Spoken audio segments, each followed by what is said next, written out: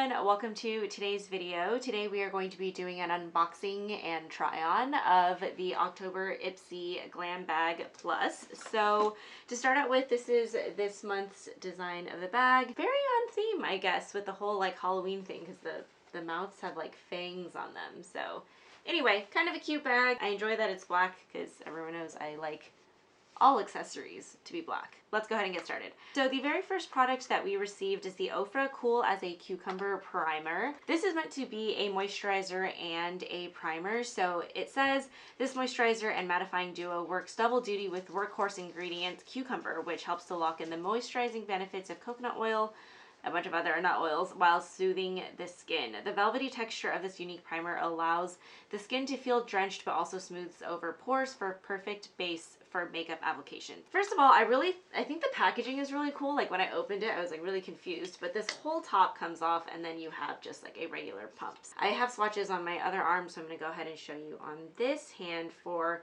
texture purposes. I did use this as just my moisturizer and my primer. I'll be totally honest, I don't like it as just a moisturizer. I don't think it does enough for my becoming more mature skin. So for me, I would definitely use a separate moisturizer underneath this, but I really liked it as a primer. You can definitely see that it does cool down to more of a matte finish. So if you're one of those like people who's looking for more of a mattifying primer, this could definitely be an option for you. I did use the NARS Natural Radiant Longwear Foundation over it in the color Punjab, and actually I really like how my face looks. This is definitely, the NARS Natural Radiant Longwear Foundation is definitely more of a glowy foundation, so I feel like these two combined together worked really, really well on my skin. I think that the foundation went on smoothly, and as you can kind of probably tell, all of my powder products went on smoothly as well. Primer-wise, this is definitely pretty good. Just probably not moisturizing enough for an everyday purpose. Let's go ahead and talk about the next face product that we got. So this is the Realher Bronze Beauty Power Wear Ombre Bronzers. What's funny is, like, first of all, I don't know why they call it ombre bronzer because there is no ombre in here, which was kind of depressing when I first opened it. That was like the first thing that I noticed. But as a bronzer, it works really, really well. The only thing about this is that it has a very intense red, like almost adobe color undertone to it, so it matches well for like the eye look that I did today using the palette that came in today's Ipsy box. But I would definitely say that, you know, if you are lighter or anything like this, this is not a bronzer that I would ever recommend to you. And I did try to see if there was a color, like a specific color on the box or specific shades, so to indicate whether or not there are more shades in the line.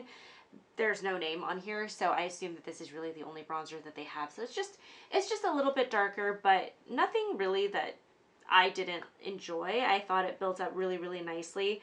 And along with, you know, just sitting on top of that primer, I think it looks really quite nice. So I like it. I may save this though for more of like my summer color. I actually feel like, I believe in last month's Ipsy box, I also received a bronzer that I was like, this is probably also going to be more of a summer bronzer, so I don't know. Maybe I need to configure my bronzer color or something like that on the Ipsy algorithms. The next item we will talk about is the Hipdot Witchy Warms Pressed Pigment and Glitter Palette. This is actually really, really nice. First of all, let me talk about like how big the pan size is. Like, that's a significant 9 shades like in a pan, or I mean 9 shades in a palette. Like, that's a pretty significant size. And here are all of these swatches. I've done a really good job, obviously, of doing it in a line on my hand. So the only thing I would say is, let me actually bring it to the center here. So they do talk about how some of it is like a glitter palette.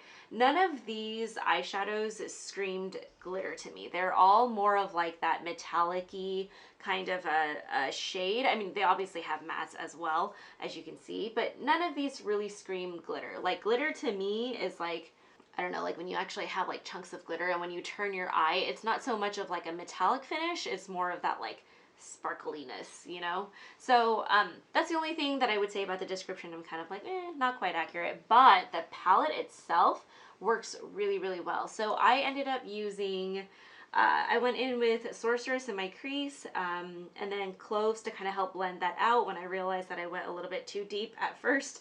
And then I placed Salem in the outer corners, and then used Badmouth all over the lid with a touch of lightness using Magic on the center. And then my inner corner highlight is Hex. I have another drugstore palette from Pixie that came out a while ago. I'm actually going to declutter that palette in favor of this one because the colors are actually quite similar, but performance wise I think that this actually performed much better than the Pixie palette. So I really liked this, can't complain. I think it swatched really quite nicely, and it's just a really nice warm autumny kind of a palette. Like, I really like the eye look that I did. It's quite dramatic but not insane.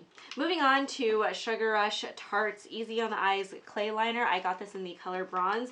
I will say Ipsy did a really great job of color coordinating everything. Like, everything kind of has that like reddish bronzy tone, and so I'm a huge fan of monochromatic things, so I really enjoyed that about this month's box.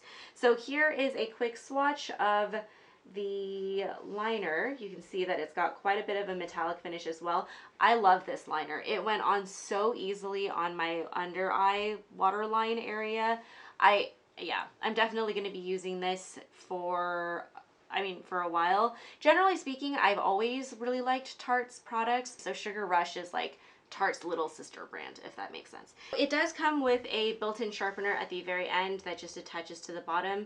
I did just struggle for about a minute trying to get it to come off, so that's always fun, but at least it's secure. I don't know. And then the other thing that's really nice about this too is that it is a twist-up eyeliner. It doesn't require any sharpening, which I'm also a huge fan of because sometimes I don't have the patience to sharpen all of my pencils. So there is that. The fifth and last product that we have in our box today is the Cake Mascara, or the Gâteau Mascara from Róen Beauty. So this is a pretty standard mascara. Róen, I think, is actually a clean beauty brand, so if you are into that, that is definitely something that you can check out. In terms of the mascara, it's actually pretty...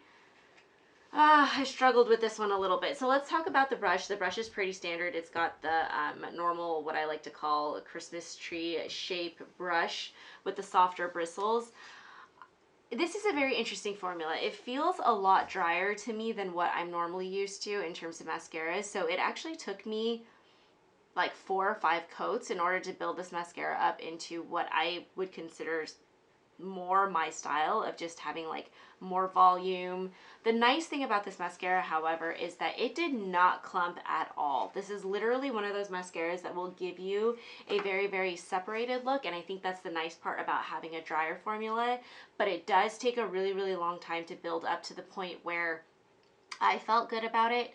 Now, if you are someone who prefers a natural lash and you like clean beauty and you like something that's going to, emphasize your lashes but not give you like those spidery clumpy lashes, then this could definitely work really well for you. I just think that, like, for me, like, I'm going to keep trying it to see how I feel about it, but I don't enjoy spending like a ton of time on my mascara just trying to get it to build up. I prefer my mascara to kind of be like one of those, like, I want to say like one hit wonder, but it's not one hit wonder. It's like one lash, one coat. Not one lash either, like one coat wonder, if that makes sense. Anyway, so yeah, that pretty much wraps up all of the products that we received in this month's Ipsy bag. I actually fairly enjoyed most everything that I received. Oh my god. I think the packaging on the Ofra Cool as a Cucumber Primer is really cool. Definitely would recommend this as a primer, but not as a moisturizer. I did really enjoy the bronzer. I'm only going to deduct like 1 point just because they call it an ombre bronzer and there was no ombre in the pan. The Hipdot eyeshadow palette, I'm really quite impressed by it. I feel like the colors went on really smoothly.